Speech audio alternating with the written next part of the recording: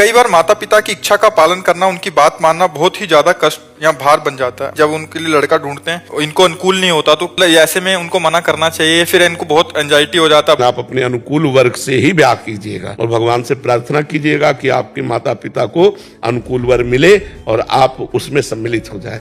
इसमें माता पिता का दुख इस समय देखने लायक नहीं है, क्योंकि मान लो आपने अपनी जबान बंद रखी और आपके मनोनुकूल बात नहीं पड़ी और आप निर्वाह नहीं किए, तो उस परिवार का तो आप उजाड़ कर देंगे ना। क्योंकि आपका मनोनुकूल पति नहीं है तो आपका व्यवहार उसके अनुकूल नहीं, तो पूरा परिवार बिगड़ जाएगा ना। महाराज जी, पर कई बार वो ऐसे उम्मीद करते हैं कि मैं करूं, उनकी बात मानूं, नहीं तो वो।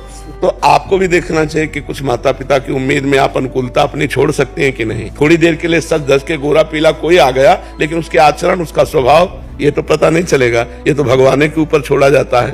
तो कुछ भगवान के ऊपर छोड़ दो और कुछ अपनी बात देख लो। कभी न कभी ऐसा संयोग तो बनेगा ही, कोई न कोई दूल्हा तो भाग्य में होगा ही। तो माता पिता भी खुश हो जाए और दूल्हा भी अनुकूल मिल जाए। इसके लिए भगवान शिव की आराधना करो। गोपी जनों ने भगवान को प्राप्त करने के लिए कात्यायनी आराधना की।